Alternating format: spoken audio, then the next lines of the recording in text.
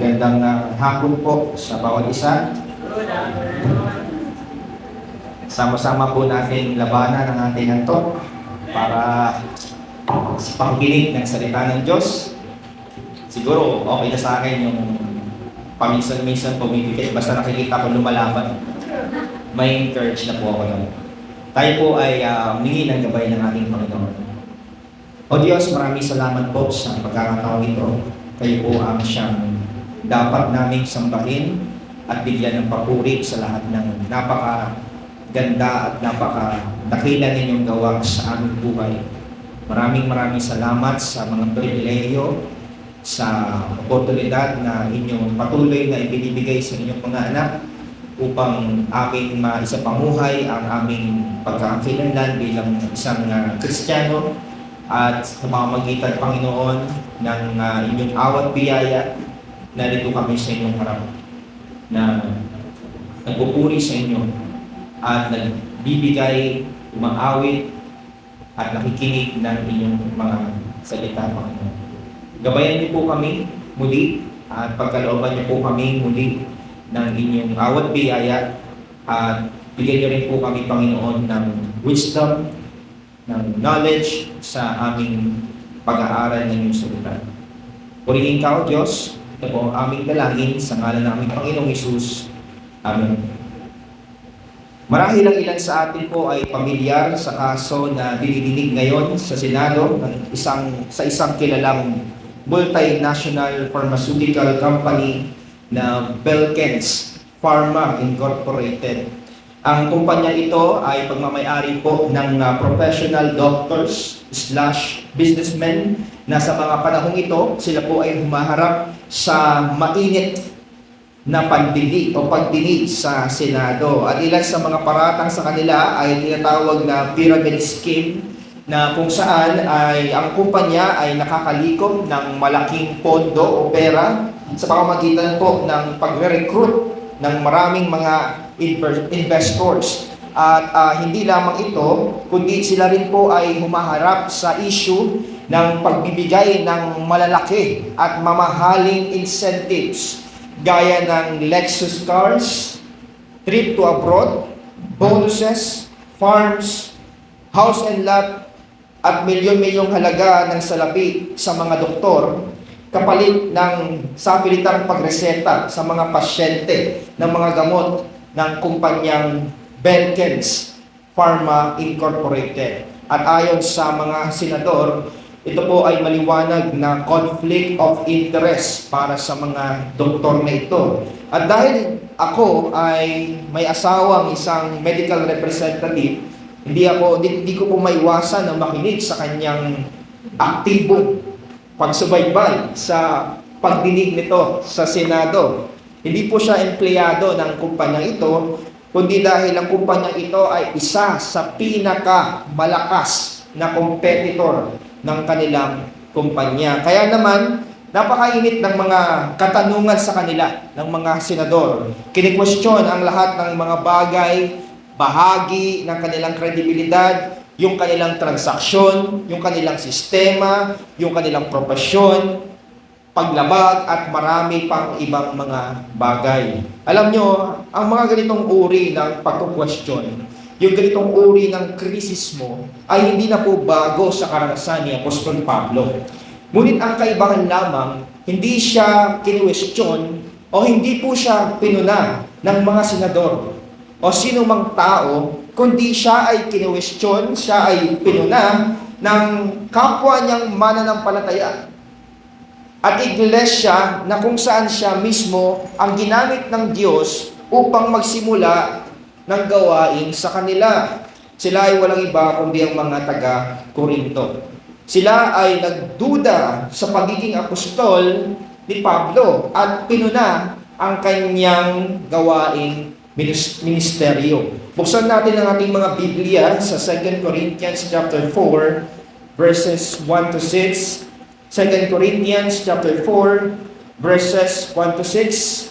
Pakinggan natin kung paano po inihayag ng salita ng Diyos ang katunayan ng isang tunay at dalisay na ministeryo ng isang lingkod ng Diyos. Hayaan niyo po na basahin ko ito sa ating sariling wika. 2 Korinto 4:1-6. Dahil sa habag ng Diyos, ibinigay niya sa amin ang paglilingkod na ito, kaya't hindi humihina ang aming loob. Tinalikuran namin ang lahat ng lihim at kahiya-hiyang gawain. Hindi kami nanloloko ng mga tao at hindi namin pinipilit ang salita ng Diyos. Sa halip, hayagan naming ipinangangaral ang katotohanan. Kaya't maaari kaming suriin ninuman sa harap ng Diyos. Kung may talukbong pa ang magandang balitang ipinapahayag namin, ito ay talukbong lamang sa mga napapahamak. Hindi sila sumasampalataya sapagkat ang kanilang isip ay binulag ng Diyos ng kasamaan ng daigdig na ito, upang hindi nila makita ang liwanag ng magandang balita tungkol sa kaluwalhatian ni Kristo na siyang larawan ng Diyos. Hindi namin ipinangangaral ang aming sarili, kundi si Kristo Jesus bilang Panginoon, at kami ay lingkod ninyo alang-alang kay Kristo. Huling talata, sapagkat ang Diyos na nag-utos na magkaroon ng liwanag sa gitna ng kadiliman, nang siya rin nagbigay liwanag sa aming isip upang makilala namin ang kaluwalhatian ng Diyos na nahahayag sa mukha ni Kristo. Palayan po ang pagbasa ng kanyang salita. Ang usapin ng ministeryo po ay tunay na napakahalagang usapin kay Apostol Pablo, dahil magmula po ng masumpungan po niya ang biyaya ng Diyos, ang kanyang buhay at ang kanyang paglilingkod sa Diyos ay nagsilbing patotoo na po sa Ebanghelyo ni Kristo. Yung kanyang kasigasigan, yung kanyang kasipagan ay ito po ay at anumang uri ng pagtatanggol sa katotohanan ng salita ng Diyos bilang isang leader ng iglesia ay nagpapakita po ito ng kanyang pag-ibig at pagpapahalaga sa kanyang ministeryo. This is very evident sa kanyang sulat dito sa iglesia ng Corinto. Madalas marinig po natin sa mga mangangaral kung gaano po kagulo, kung gaano po problematic ang iglesia ito. At sa kabila po ng ganitong klaseng description, narito naman si Apostol Pablo na nagtuturo. Siya po'y nagsasaway na tila ba isang ama sa kanila. Well, maaaring dahilan dito ay dahil labis ang kanyang pagpapahalaga sa katotohanan at prinsipyo ng salita ng Diyos, at nais niya itong iproklama sa kapwa niyang mga mananampalataya. Maaaring yun ang kanyang dahilan. Ngunit, alam naman natin na hindi lamang ito yung motivasyon ni Pablo. Dahil hindi naman lingid sa ating kaalaman na si Pablo po ang ginamit ng Diyos bilang kanyang lingkod upang magsimula sa gawain ng ebanghelyo dito sa lugar na ito. Ito po ay nagsimula sa pamamagitan ng isa sa kanyang mga paglalakbay bilang isang misyonaryo ng Diyos. Ito ay makikita natin kung ating babalikan ang istorya nito sa Book of Acts, chapter 18. Noong unang panahon, masasabi po natin na ang lugar ng Corinto ay isa sa pinakakaaya-ayang lugar. Dahil bukod po sa ito'y sentro ng mga kalakalan, makikita din po dito ang iba't ibang uri ng magagandang establishmento. At dito, sa pamamagitan ng ministeryo ni Pablo, mabilis na nasimula ng gawain dahil sa pangangaral kay Kristo at yung kanyang tinapos sa krus ng Kalbaryo. At dumating ang panahon, I think 1.5 years, kung di po ako nagkakamali, pagkatapos ma-establish ang gawain, siya ay nagpatuloy na sa kanyang pagmimisyon. At ngunit habang siya ay nagdalakbay, may mga narinig siyang balita, may mga kaguluhan, may mga mabibigat na problema na dumating dito sa iglesia nito na kinakaharap ng iglesia ng Corinto. At ngayon, itong si Pablo, bilang lingkod ng Diyos sa iglesia ito, hindi naman niya maaaring isang tabi yung problema, isang walang bahala na lamang yung kanyang narinig dahil sa mga issues na dumating sa kanya. Nung mapakinggan niya ito, ay isa siya sa bahagi nito at kabilang na rin yung kanyang ministeryo. At dahil po dito sa problema ng iglesia ito, ay ang kanilang, isa sa mga problema na ay ang kanilang kawalan ng respeto.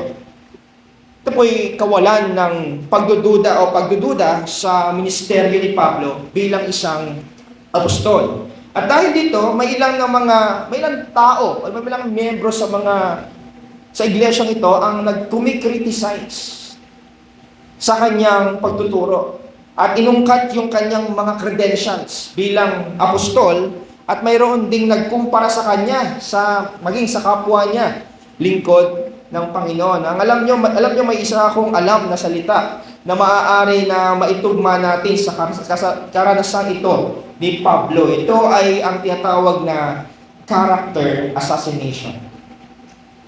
I know most of us are familiar with this. This is an attempt to destroy someone's reputation publicly sa pamamagitan ng pag-criticize unfairly and dishonest sa kanilang pagkatao o kanilang mga gawa. Nakakalungkot dahil hindi lamang si Pablo ang nakakaranas nito, kundi maging sa panahon natin ngayon. Ang mga mananampalataya, especially yung mga leaders ng iglesia, ay dumaranas din ng ganitong karanasan. Kung isang Kristiyano ay gumagawa ng kalooban ng Diyos sa kanyang buhay at siya po ay nagsisikap na mamuhay ayon sa liwanag ng katotohanan ng salita ng Diyos, sooner or later, may mga tao pa rin na hahanapan siya ng anumang butas, ng anumang kamalian para sirain ang kanyang reputasyon bilang manggagawa ng Diyos. At kagaya ni Pablo, sa tulong at gabay ng banal na Espiritu, dapat alam natin kung paano tugunan ang mga bagay na ito. Kaya si Pablo, sumulat siya sa mga taga-Korinto sa unang pagkakataon, 1 Corinthians. Isa-isa niyang sinagot ang mga katanungan. Isa-isa niyang sinagot yung mga problema na narinig niya mula sa kanila. At hindi nakakagulat kung paano niya ito ginawa. Dahil kagaya ng mga paraan ng pagtugon sa problema ng iba't ibang mga iglesia, he always finds solution from the gospel. He constantly go back to the gospel to give solutions to their problem. At makikita natin ito kung babasahin natin ang kanyang unang liham sa mga taga-Korinto. Ngunit sa kabila ng lahat ng ito, ay mayroon pa rin mga mananampalataya ang hindi sumang-ayon sa kanya at patuloy na tumanggi sa kanyang pagkakakilanlan bilang apostol ni Kristo. Kaya naman, ito ay isa sa mga dahilan ng kanyang ikalawang liham. Yung 2 Corinthians. Ikalawang liham sa iglesia o mas kilala sa ikalawang sulat para sa mga taga-Korinto. At sa liham na ito, mababatid natin yung bigat ng damdamin at yung labis na kalungkutan ni Pablo. Ngunit sa kabilang banda, ipinabatid pa rin niya sa kanyang sulat na ito yung kanyang pag-ibig. Lalong-lalo na sa mga Kristiyano na nagsumang-ayon sa kanyang unang liham o yung lubusang tumanggap sa kanyang pagkakakilanlan bilang apostol at kumilala sa kanyang ministeryo. Ang mga ganitong uri po ng karanasan, mga kapatid, ay hindi na bago sa mga mananampalataya at lalo na sa mga lingkod ng Diyos noong unang panahon. Ngunit sa kabila ng mga ito, ang tugon ni Pablo at ng kanyang mga kasamang manggagawa sa ministeryong ito ay yung unang salita na mababasa natin sa ating talata ngayong hapon. Ano yun? Sabi sa King James Version, "We faint not." Hindi humihina ang aming loob. Sige, i-character assassinate nyo kami, sabihan nyo kami ng hindi magagandang salita, i-discredit nyo yung pagiging apostol ko, pagdudahan nyo yung mga bagay na ginagawa ko para kay Kristo, but we faint not. Hindi humihina ang aming loob. Sa madaling salita, they refuse to quit. Ang mga karanasang ito ay hindi sapat upang pigilan sila sa paglilingkod sa Diyos. They have been persecuted by non-believers, and now even the opposition of believers is not enough to put them down in their ministry. Mayroong napakalakas na puwersa na nag-uudyok kay Pablo at sa kanyang mga kapwa manggagawa upang huwag silang sumuko, upang magpatuloy sila sa kanilang paglilingkod. Kaya kung dumating ang panahon na magduda ang sinuman sa kung tunay o hindi ang ministeryo natin sa ating iglesia, ang mga talatang ating pagbubulay-bulayan sa hapong ito ang siyang magbibigay linaw sa ating mga puso. Dito ay mapupulot natin ang sentral o ang ating sentral na mensahe sa hapong ito. And this is our central message. Ang tunay na ministeryo ay pinapagana ng habag ng Diyos at nakatuon sa liwanag ng Ebanghelyo ni Kristo.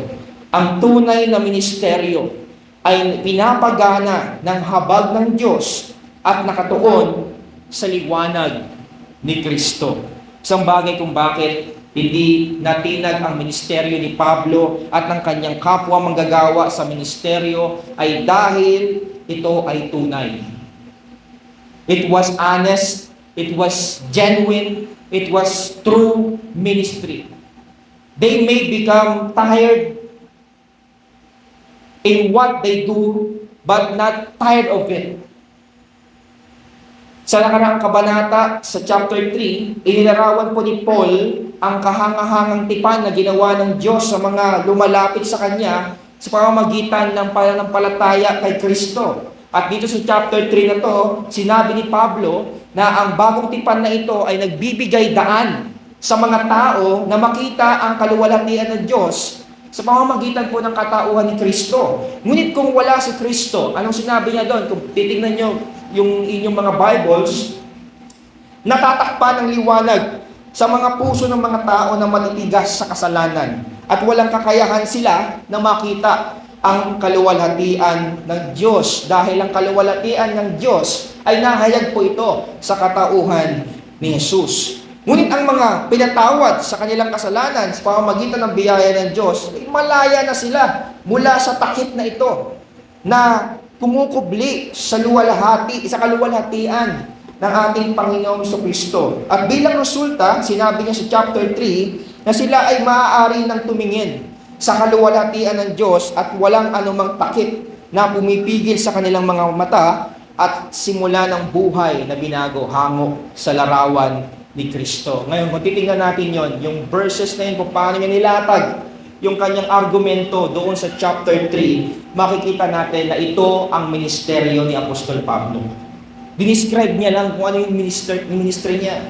Ang ibahagi ang ebanghelyo ni Kristo na nagtatanggal sa takip na pumipigil sa mga mata nating mga makasalanan upang makita natin yung kaluwalhatian ng Diyos. Ito ang ministeryo ni Pablo at ang kanyang mga kapwa manggagawa. Dalawang bagay po ang makikita natin sa ministeryong ito. At hayaan nyo na tingnan natin ito bilang mga patunay ng isang tunay na ministeryo na makikita natin sa paglilingkod dito sa salita ng ating Panginoon. Unang-una, ang tunay na ministeryo ay pinapagana ng habag ng Diyos.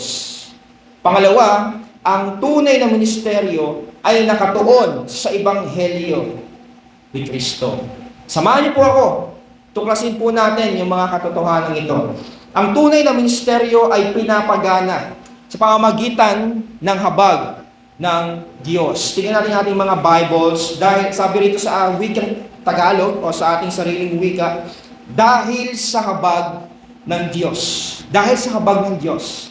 Ito ang tugon ni Pablo at ang kanyang mga kapwa manggagawa sa misteryo, kaya sila nagpapatuloy. Dahil kung sino mang lingkod ng Diyos, ang isa sa may pinakamalalim na pag-unawa sa kanyang habag o awa, sa palagay ko, ito po si Pablo. His understanding of God's mercy greatly shapes his ministry. At before his conversion, si Pablo po ay kilala. Alam natin lahat na siya kilala bilang manguusig ng mga Kristiyano. Ngunit ipinakita ng Diyos ang kanyang dakilang habag na binabanggit niya sa talatang ito. Yung kanyang biyaya upang siya'y baguhin ng ating Panginoon. Now, ang karanasang ito ay nagkaroon ng malaking impact sa kanyang buhay. He recognized the depth of God's mercy.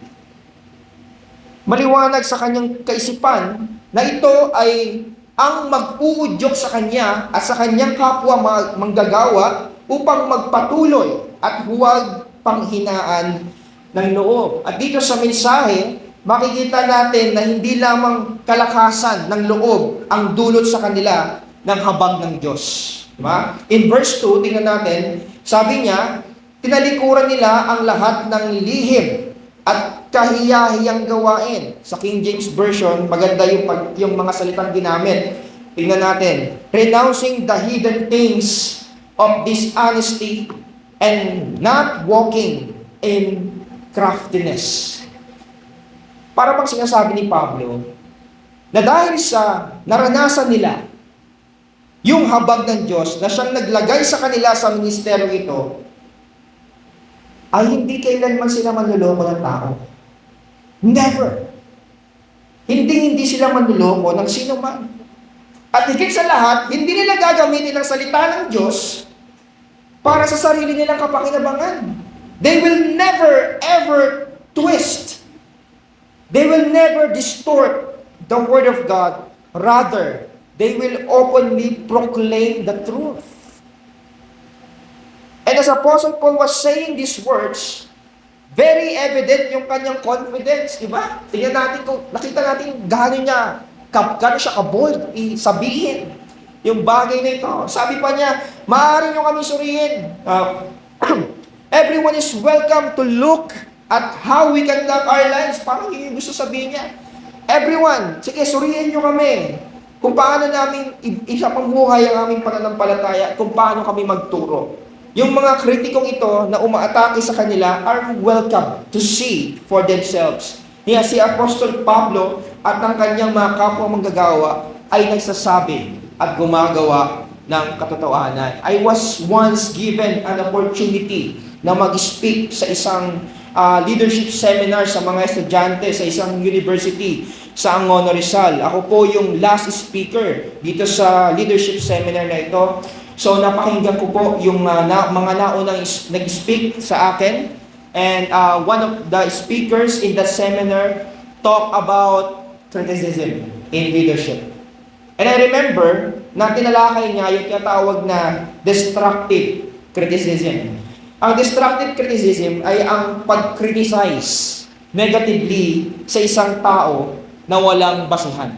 Okay? Commonly, ang mga taong ito, meron silang intensyon na sirain yung reputasyon ng tao gamit ang hindi makatotohanang bagay. And when I look at how Apostle Paul defended himself sa mga taga-Korinto, I can say that he was a victim of destructive criticism. Na ang goal ng mga taong ito ay upang sirain ang kanyang reputasyon. But in his message, maliwanag kay Pablo na ang kanilang ministeryo, ito'y nakaugat sa habag ng Diyos. At ang kanilang mensahe ay pawang katotohanan lamang. No deceit, no manipulation, just the truth. Bilang mga mananampalataya, tayo po ay tinawag to engage in ministry with sincerity and genuineness. Ibig sabihin nito, as we serve the Lord, maliwanag o malinaw sa ating kaisipan that we are serving Him because of His mercy, which leads us to serve Him. Ibig sabihin, hindi po tayo kikilos sa ating iglesia because of our personal gain o anumang uri ng recognition. Our service should be the result of the great things that God has done in our lives. Kagaya po ni Apostol Pablo, dating rebelde, siya po'y dating kaaway ng Diyos, ngunit nakasumpong ng habag. Siya'y nakasumpong ng biyaya ng Diyos sa pamamagitan ni Kristo Jesus. Ngayon, ang karanasan na ito ay nagdulot sa kanya upang matuklasan yung lalim ng mercy ng Diyos. Kagaya ni Apostol Pablo, nawa tignan natin ang ating mga sarili that we are nothing without the mercy of God. And for some reason, because of God's mercy, we have something to hold on to in our ministry. Very vocal si Pablo pagdating sa kanyang honesty and integrity sa ministry. Ito ay para sa kagaya niyang leader ng iglesia. Bilang isang leader ng iglesia, he also set an example. It is an abomination to practice cunning and manipulation. And sadly, maraming so-called Christian leaders na expert pagdating sa gawain ito. They use different tactics, manipulation in the ministry to shape it according to what they want. At alam niyo kung ano yung unang-unang bagay na ito-twist at ima-manipulate nila? Ito ay walang iba kundi ang salita ng Diyos. This is the first thing they manipulate. They twist. They are using the Word of God. They wrongly interpret the Word of God. And they erroneously teach the Word of God to deceive the people. And on the other hand, mga kapatid, it is also a reminder to the leaders and preachers of the church to maintain the purity, to maintain the integrity of the Word of God. We are entrusted to proclaim the Word of God faithfully and accurately. However, mga kapatid, it requires commitment. It requires passion. It requires sincerity on our part. Hindi madali na maging tapat. Sa totoo lang, hindi madaling maging tapat sa pangangaral ng salita ng Diyos. Alam niyo, sabi nga ng isang tinuturing kong mentor sa pangangaral ng salita ng Panginoon, noong una hindi pa siya exposed sa expository preaching, kaya niyang gumawa ng sermon in less than an hour. Oh? Wala pang isang oras, tapos niya na yung sermon. And then, ngunit, nung siya ay natuto sa maingat at tamang pangangaral ng salita ng Diyos, yung isang oras niya, kulang pa yon sa paggawa ng introduction ng kanyang sermon. Kita niyo na, it is not easy for us Christians to be faithful to the Lord. For the same reason, it is not also easy for us preachers to be faithful to the Word. But Apostle Paul reminded us that the mercy of God is sufficient.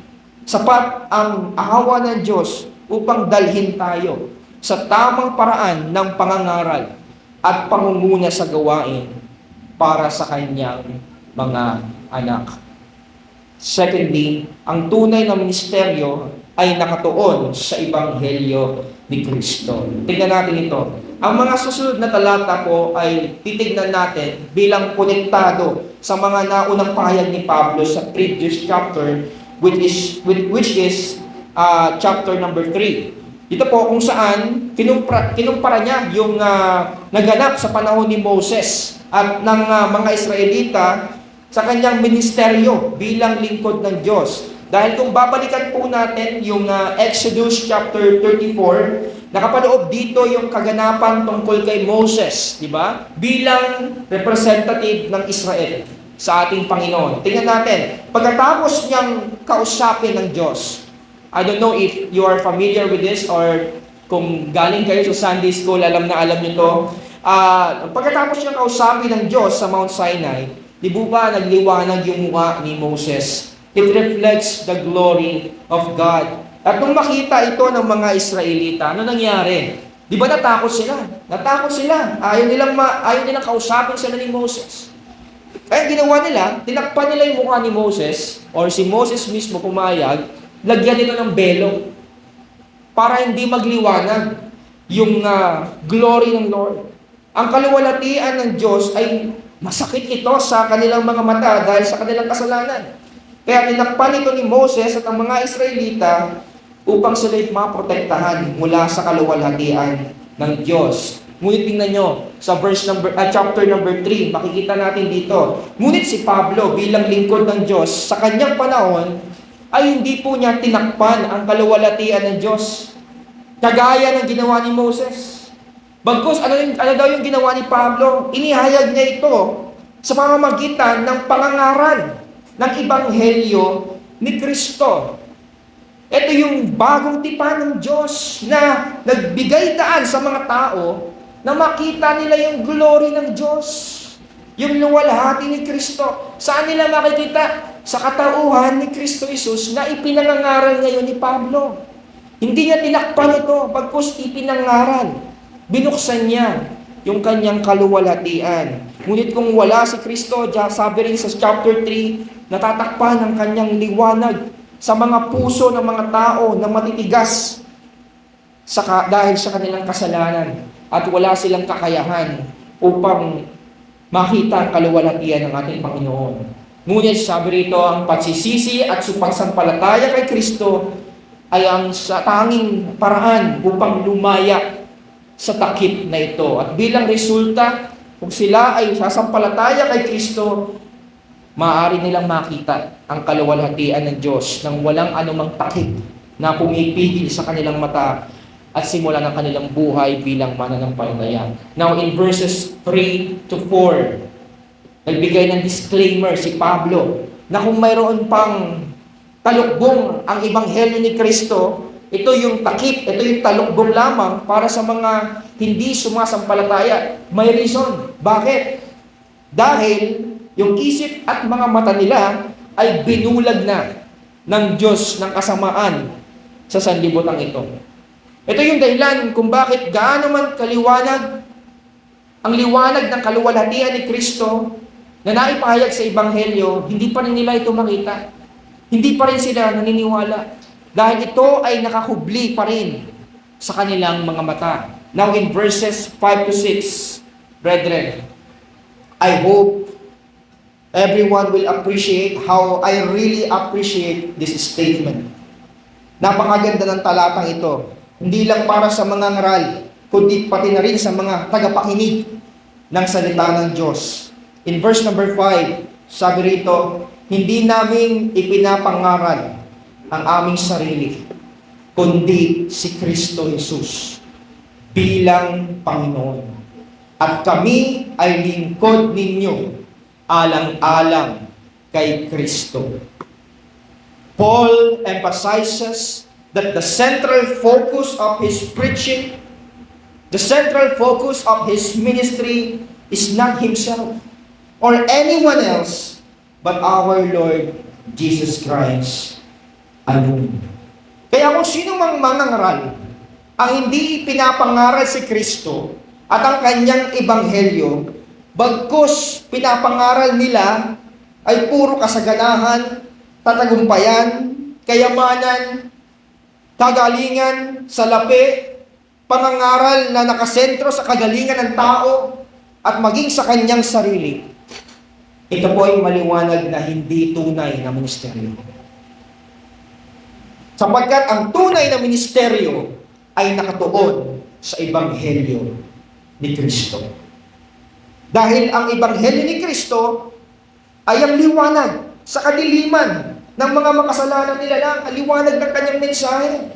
Dahil ang ebanghelyo ni Kristo, ito'y liwanag. Katulad ng liwanag na binigay ng Diyos nung siya'y nagsalita sa kalawakan at nagkaroon ng liwanag ng unang panahon.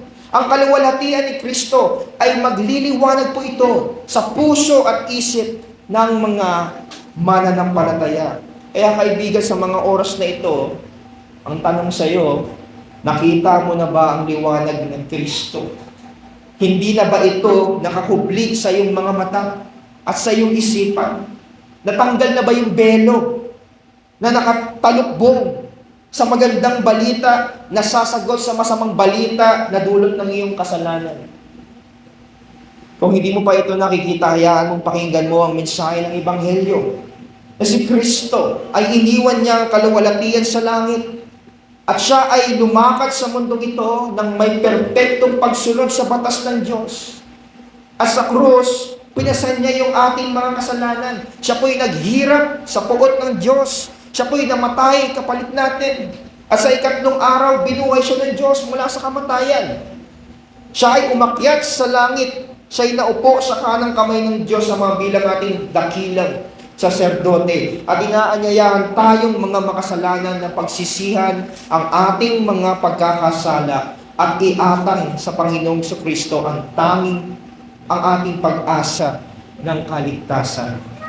Ito, mga kapatid, ang liwanag ng kaluwalhatian ng Diyos na nakubli sa ating mga makasalanang mata.